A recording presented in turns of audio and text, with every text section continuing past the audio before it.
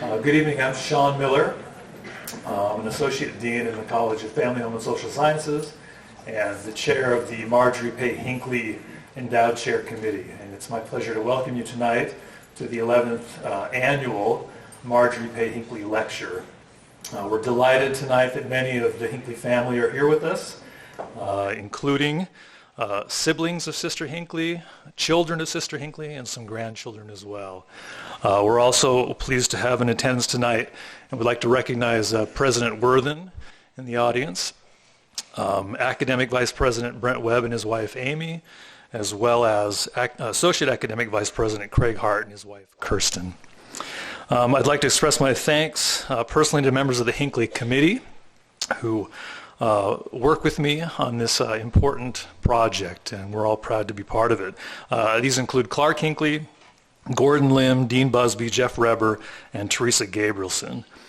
I also want to thank our wonderful college staff who every year put this together for us.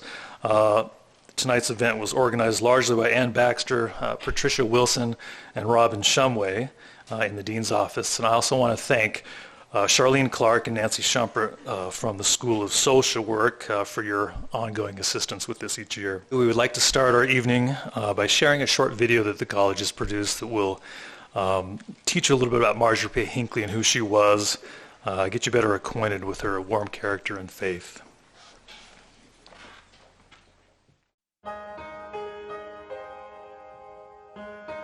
On April 29th, 2003, the Brigham Young University College of Family, Home, and Social Sciences announced the establishment of an endowed chair in the name of Marjorie Pay Hinckley. The chair is a fitting tribute to an extraordinary lady and her lifelong commitment to the development of the whole woman and the strengthening of parents and children. Wife of Gordon B. Hinckley, 15th President of the Church of Jesus Christ of Latter-day Saints, Marjorie frequently accompanied her husband on trips of goodwill across the globe. Over the years, she left a powerful impression of virtue and kindness with millions of people who affectionately referred to this loving matriarch simply as Sister Hinckley. I try to make people feel comfortable with what they are and who they are, and let them know that they're appreciated, that they're making a contribution. They are. People generally are good. In the church or out of the church, people are good. It was in the spring of 1937, as America struggled in the grip of the Great Depression, that Marjorie Pay married Gordon B. Hinckley in the Salt Lake Temple. But in spite of economic challenges, Sister Hinckley faced life with the bright outlook that would eventually become one of her trademarks. Just before the wedding, Dad confessed to Mother that his total net worth consisted of a $150 savings account, and that perhaps they should postpone their marriage until he could accumulate enough to support her.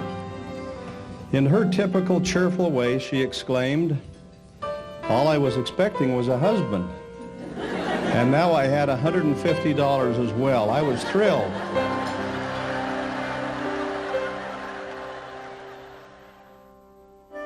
When I look back upon our early years, I tremble to think of the little money that we had to live on. I earned a very small salary, but that was the bottom of the Depression. A few dollars bought a substantial supply of groceries, and we made it all right. We built a pleasant home in East Mill Creek and settled down and reared our family there. 3 daughters, 2 sons. It was a very lively household, and the mother of those children was the very center of it. She was a tremendous worker, a hard worker. She was always planting flowers, doing this, doing that, beautifying the home, serving in the church in a variety of capacities, and rearing her children. She's been the lodestar of their lives, and they all look back to her as the source of inspiration and the one to have a happy time with. They love her, she loves them.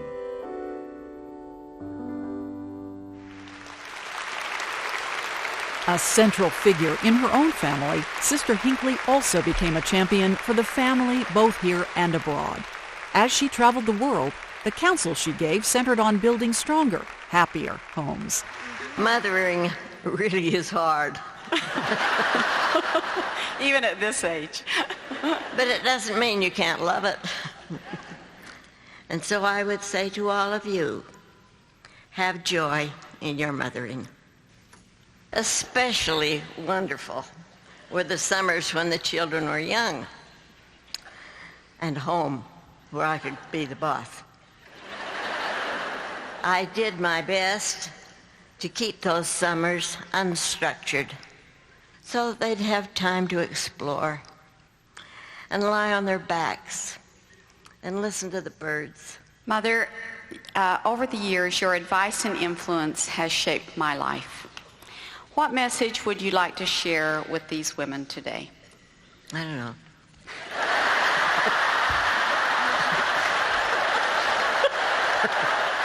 Don't worry, I've got it written here. My advice is to be the best person you can be. Profound, isn't it?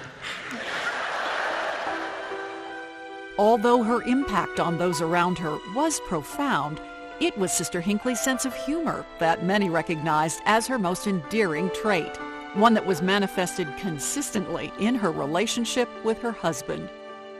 We learned long ago that you can't take life too seriously. You just have to laugh your way through. I love this dear companion of mine.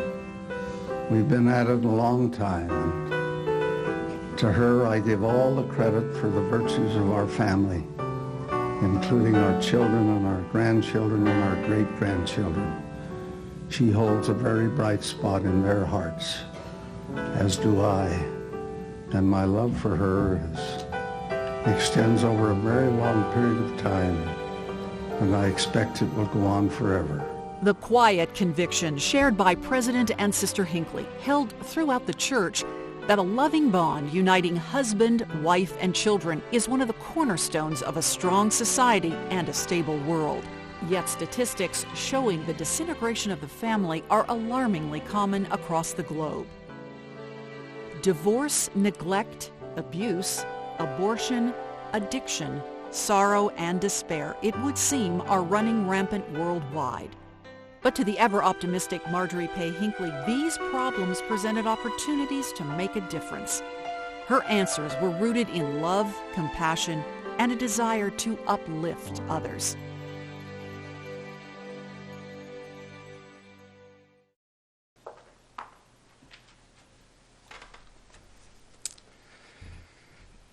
Sister Hinckley has been described as charity personified, and it's our honor to perpetuate her legacy, her wonderful spirit, and also her love and concern, particularly for families and children, which is the main focus of the chair's stated purposes.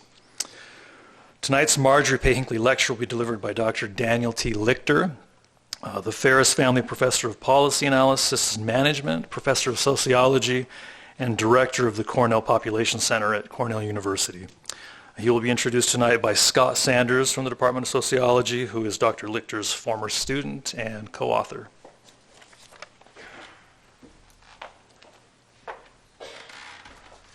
So it's my privilege to be able to introduce to you tonight Dr. Daniel T. Lichter. Now, Dan is a longtime friend of BYU and has made many trips to Provo in the past.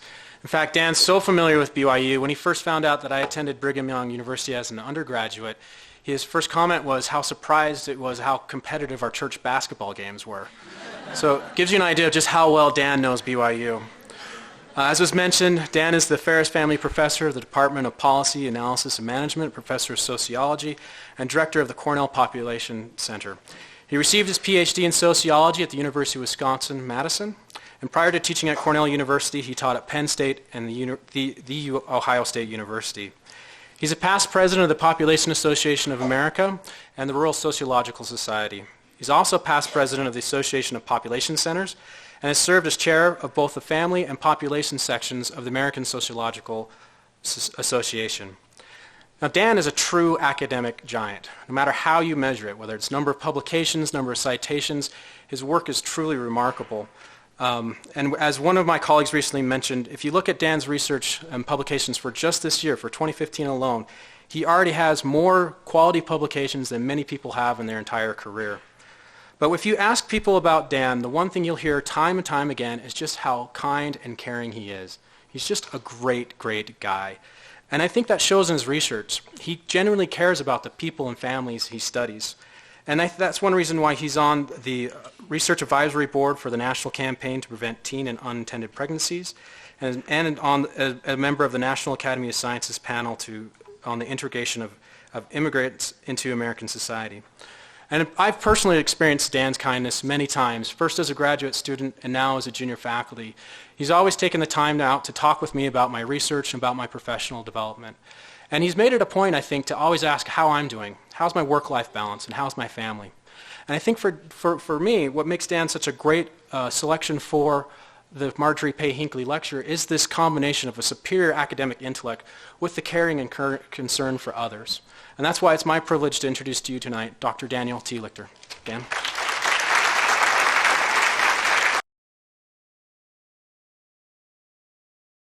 Dan.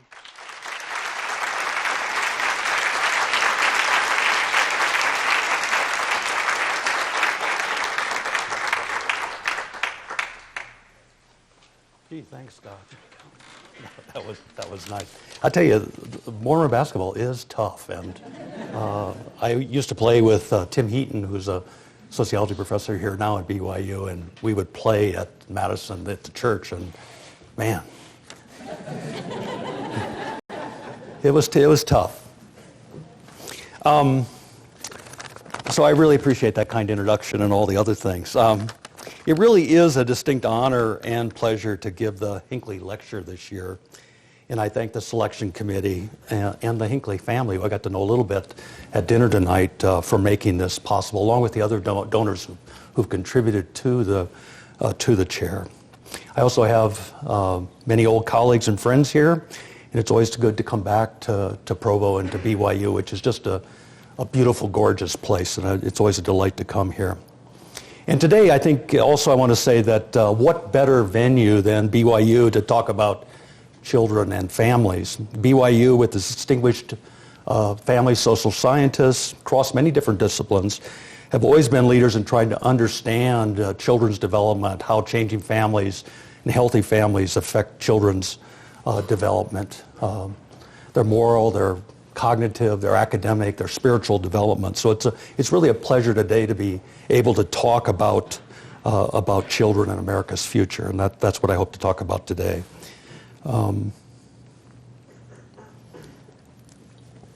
So let me just say what this is going to be about. I basically have an argument here, and I'll try to move through this. By the end, you'll have some sense about how I provided evidence for these various points. First of all, I want to say that if you believe the Census Bureau, the United States will become a majority-minority society by 2043. So that's not very far from now.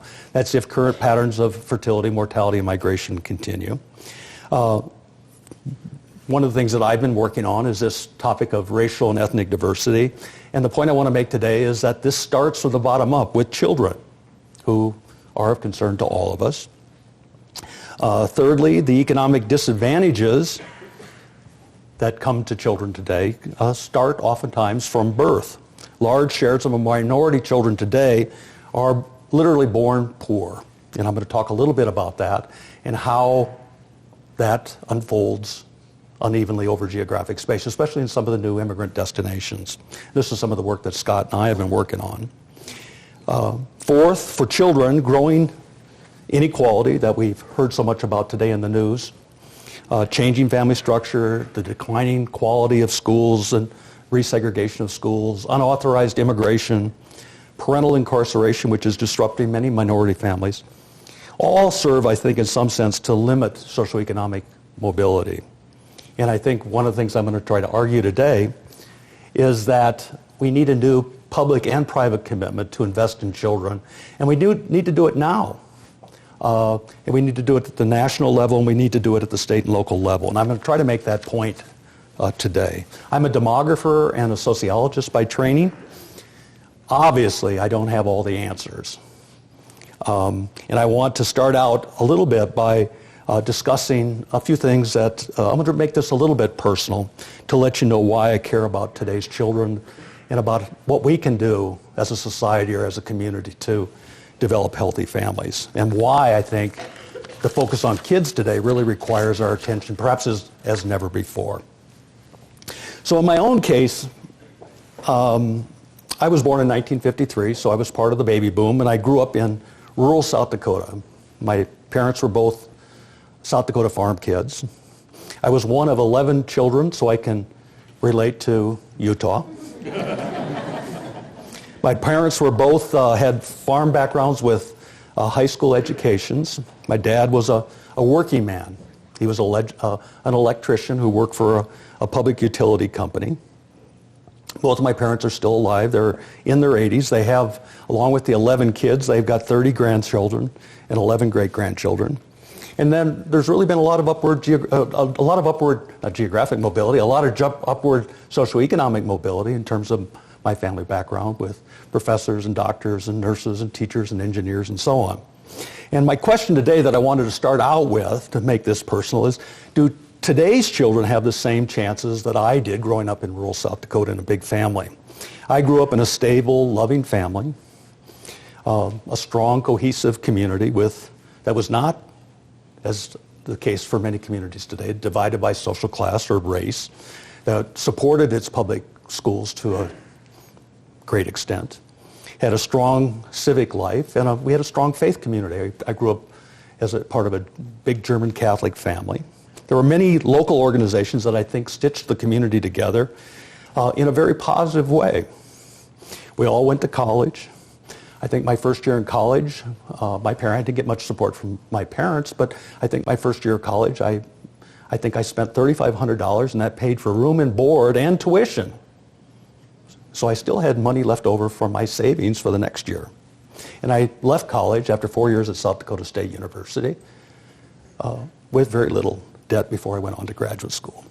So my question really is straightforward. Is this possible today? Do we as a society care about children?